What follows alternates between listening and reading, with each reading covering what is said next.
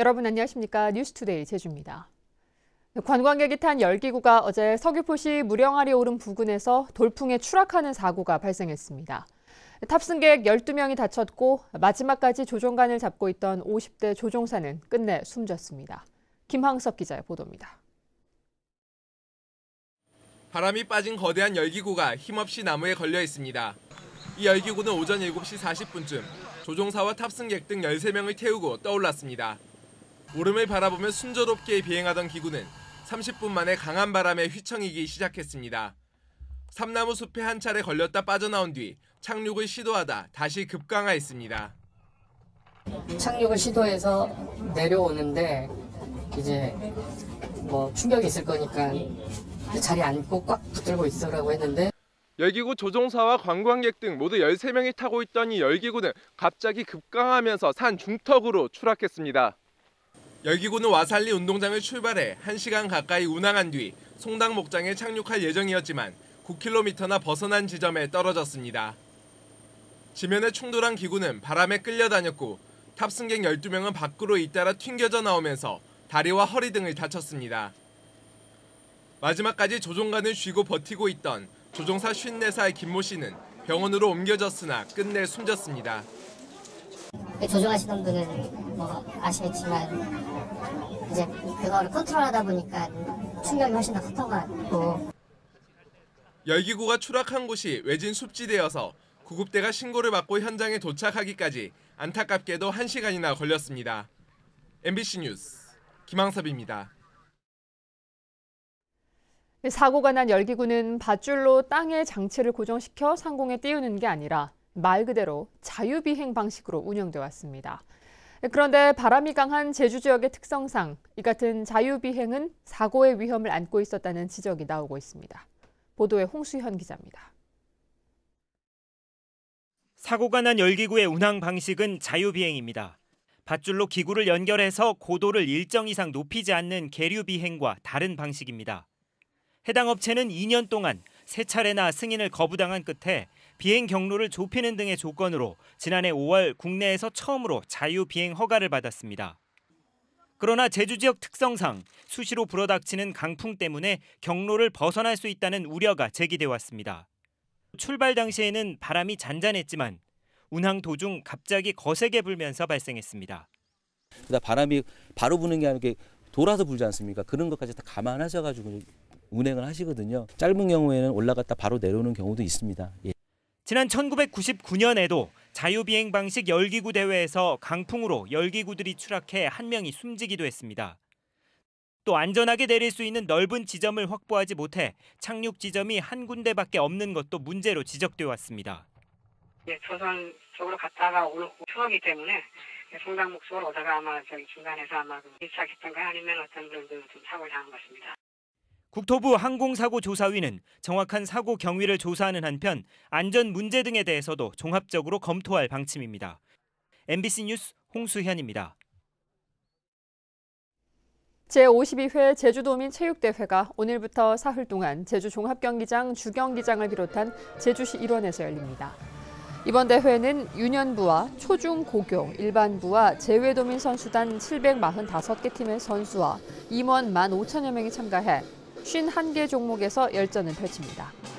한편 도민체전 개회식은 오늘 오후 8시 제주 종합경기장 주경기장에서 진행됩니다. 민주당 제주도지사 후보 당내 경선이 오늘부터 시작되는 가운데 당원 명부 유출 논란이 불거졌습니다. 김우남 예비후보가 경선 중단까지 요청했지만 경선은 예정대로 진행됩니다. 김찬년 기자입니다. 김우남 예비후보가 긴급 기자회견을 열었습니다. 경선에 참여하는 당원들의 명부가 유출됐고 문대림 예비후보가 이를 활용해 홍보물을 발송했다는 겁니다. 투표권이 있는 권리당원만 골라 홍보물을 보낼 수 있어 공정하지 못한 선거운동이라며 중앙당 선거관리위원회의 진상조사와 함께 경선 중단을 요구했습니다. 수능 학생에게 수능 문제지를 유출해놓고 답을 가르쳐주고 시험을 치르는 것과 무엇이 다른 일입니까? 이에 대해 문대림 예비 후보 측은 캠프와 전혀 관련이 없는 일이며 지금까지 모은 자료를 토대로 홍보물을 보냈을 뿐이라고 반박했습니다. 김 후보 측이 제시한 당원 명부 자료도 컴퓨터 캡처 사진에 불과해 유출 증거로 너무 빈약하다며 네거티브를 중단할 것을 요구했습니다. 권리당원 선거인단이 18,000명 정도 되는 것으로 알고 있습니다. 따라서 그 과정에서 겹칠 수밖에 없는 부분이 존재하는 것이고 그것을 이유로 해서 그 당원 명부가 유출됐다고 의혹을 제기하는 것은 타당하지 않다는 것입니다. 한편 더불어민주당 선거관리위원회는 중앙당에서 가지고 있는 선거인단 명부와 다른 것이라며 유출이 없었던 것으로 조사돼 경선을 예정대로 진행한다고 밝혔습니다. 경선을 코앞에 두고 불거진 당원 명부 유출 논란. 사흘 동안 경선에 참여하는 당원들과 도민들의 선택에 어떤 영향을 줄지 주목됩니다. MBC 뉴스 김찬년입니다. 올해 1월부터 60%대로 추락한 고용률이 석 달째 회복되지 않고 있습니다. 호남지방통계청에 따르면 지난달 취업자 수는 36만 9천 명으로 지난해 같은 기간보다 2천 명 감소했고 고용률은 68.6%로 지난해보다 2.4%포인트 하락했습니다. 지난해 70% 수준이던 고용률이 올 들어 60%대에 머물면서 인구 증가에도 비경제 활동 인구가 늘어나는 현상이 나타나고 있습니다.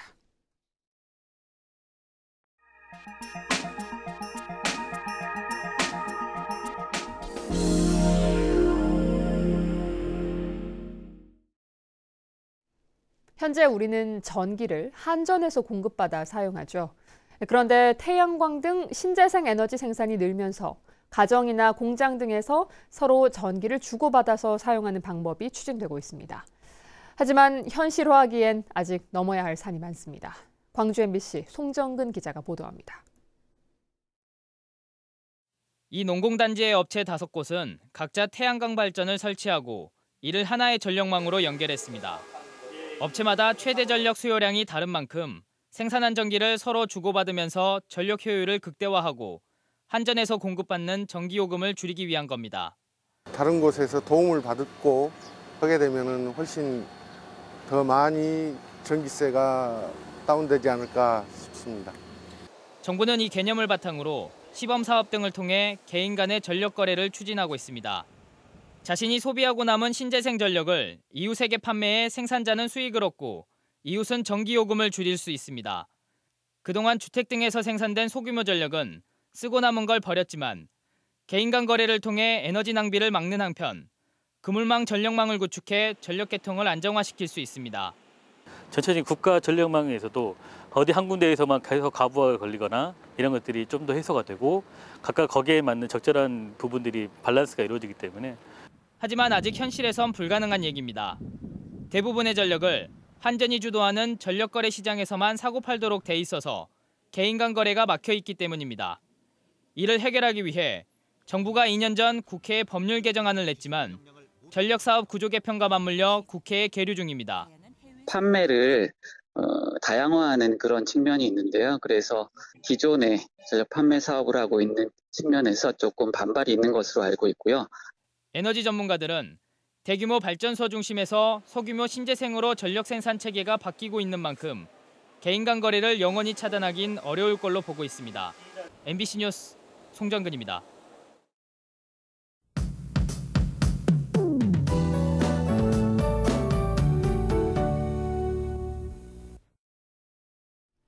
네, 오늘은 남서쪽에서 다가오는 기압골의 영향을 차차 받아서 구름이 많다가 오후부터는 비가 내리겠습니다. 비는 내일 저녁까지 이어지겠고요. 이 예상되는 강수량은 제주도가 30에서 70mm, 제주도 산지에는 150mm입니다. 피해가 없도록 대비를 잘 해주셔야겠습니다. 기온은 오늘까지는 평년과 비슷하거나 조금 높겠는데요. 아침 기온 15도로 출발하고 있고 한낮에는 어제보다 1도가량 낮은 19도로 예상됩니다. 다음은 자세한 지역별 날씨입니다. 네, 지금 시각 북부 지역 구름 많은 가운데 아침 기온 15도 안팎으로 출발하고 있고요. 서부 지역의 아침 기온은 한림이 17도, 고산이 14도로 출발해서 낮 기온은 19도 내외로 예상됩니다. 오늘 남부 지역의 아침 기온 어제 같은 시각보다 3도에서 많게는 4도가량 높게 시작하고 있고요. 동부 지역의 아침 기온은 14도 안팎으로 나타나고 있고 낮 기온은 17도로 예상됩니다. 산간 지역의 낮 기온은 성판하기 13도, 윗세오름이 8도로 예상되고요. 오늘 밤에는 산지를 중심으로 강풍 예비특보가 내려져 있습니다. 시설물 피해 없도록 미리 대비해 주셔야겠습니다. 오늘 도서 지역도 밤부터 비가 시작되겠고 낮 기온은 17도 안팎으로 예상됩니다. 해상에는 오늘 오후부터 바람이 강해지고요. 물결이 높게 일기 시작해서 밤에는 전해상에 풍랑특보가 발표되겠으니까요. 앞으로 발표되는 기상정보 잘 참고하시기 바랍니다. 현재 제주공항은 구름 많은 날씨 보이고 있습니다. 주간 날씨입니다. 오늘 오후부터 시작된 비는 내일까지 이어지겠고요. 이 비가 그치고 나면 기온이 평년보다 낮아져 쌀쌀해질 전망입니다. 건강 관리에 유의해 주셔야겠습니다. 기상정보였습니다. 제주도 소방안전본부는 화재 사고 발생 때 신속하게 재난 현장에 도착하기 위해 교통신호 제어 시스템을 확대합니다. 현재 화북과 한경 119 센터 등 4곳에 설치되어 있는 교통신호 제어 시스템을 2도, 3도, 노형, 대정 119 센터 등 6곳에 연말까지 추가 설치합니다. 교통신호 제어 시스템은 소방차 긴급 출동 때 차고지에서 출동 버튼 스위치를 누르면 소방관서 앞 도로에 설치된 신호등을 원하는 신호로 바꿀 수 있는 시스템으로 재난 현장까지 7분 이내 도착률이 5%가량 높아지는 것으로 나타났습니다. 야외 활동이 많아지는 봄철이 되면서 도시락에 의한 식중독 발생 위험이 높아 각별한 주의가 필요합니다. 제주도는 식중독 예방을 위해서는 도시락을 준비할 때 비누를 이용해 손을 씻고 음식물은 잘 익혀서 실온에서 2시간 이상 방치하지 않는 등 음식물 취급과 섭취에 주의해 줄 것을 당부했습니다. 제주도 선관위는 6.13 지방선거 60일 전인 내일부터 지방자치단체장은 정당이 개최하는 당원 연수와 단합대회 등 정치 행사에 참석할 수 없다고 밝혔습니다. 또 지자체장과 소속 공무원은 교양 강좌와 사업설명회, 공청회, 직능단체 모임, 체육대회, 경로행사, 민원상담 등 각종 행사를 개최하거나 후원할 수 없습니다. 더불어민주당 강창일 국회의원이 20대 국회 후반기를 앞두고 여당 후임 원내대표와 국회의장단 선출을 위한 선거관리위원장에 위촉됐습니다. 강 의원은 후반기 국회 원구성 협상을 비롯한 여러 현안에서 여당 의원들이 역량을 발휘할 수 있도록 공정한 선거 관리를 위해 노력하겠다고 밝혔습니다. 가파도를 예술과 문화가 있는 아름다운 섬으로 만들기 위해 추진해온 가파도 프로젝트의 지원 시설이 문을 열었습니다. 개관된 시설은 문화예술 창작 공간과 게스트하우스, 매표소, 어업센터 등 기반 시설입니다. 제주도는 앞으로 스튜디오와 전시동 공사 등을 추진할 계획입니다.